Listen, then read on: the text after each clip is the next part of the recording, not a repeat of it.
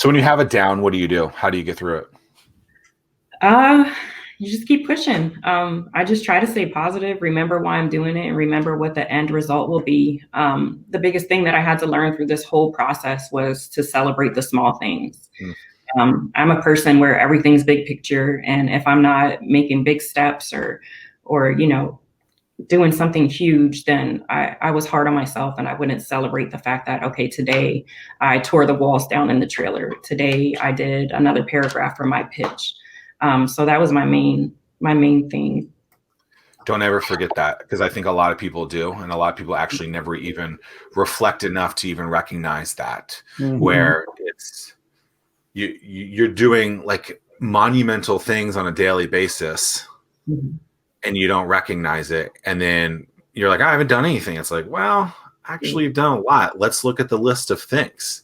I mean, Mhm. that wall needed to be torn down, let's be honest, right? Like Right.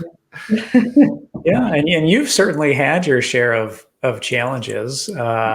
You're talk about the story about when you're in the middle of the remodel and the storm came through. I mean, Yeah.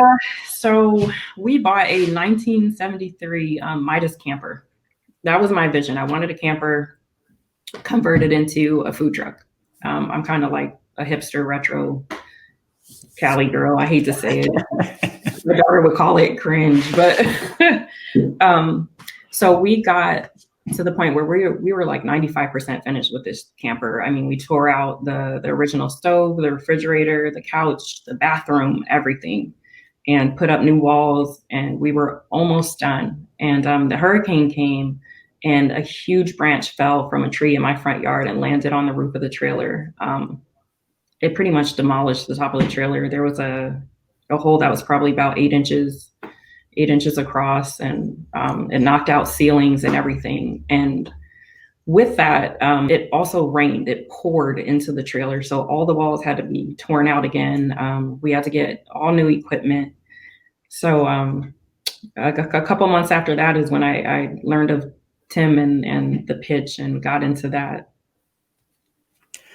and just a minor setback, but again, I mean, it comes to the perseverance that you have to can you continue to push forward. Yeah, And it keep was it was going. tough. It was tough to see all of our work and money that we had put into it, all the materials and equipment and stuff we had already done, just kind of washed away, and so it was insurance doesn't pay for that? it didn't it didn't. We submitted. I didn't have insurance on the trailer yet. It was on our property, so we tried through the homeowners insurance, and they were like, "Yeah, no." So what's the lesson learned there? Get insurance earlier, I guess. Yes, and don't park under trees. You know what's interesting? Like I don't. Well, actually, I do have a lot of trees, but I guess someone was telling me like you got to be careful on like if a tree falls on someone's like just your regular house, right? Like if a tree in your yard falls into someone else's yard, who is at fault for that? Is it the person whose tree is in their yard? Is it the person whose house is on the other place?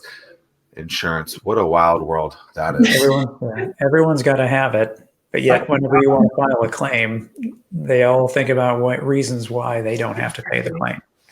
Mm, mm, mm, mm, mm. But it made it a lot better. Like the way that we had to re-gut it, tear everything out. We have so much more space and stuff now. So in a weird way, I'm like thankful that I haven't. Interesting. And I think that the more podcasts that I listen to, the more books that I read or listen to. I mean, all of these businesses that start, they all have similar challenges, and to think that anybody can start a business without any challenge, yeah, is extremely unlikely. And to your point, they're all lessons learned, and you're stronger as a result.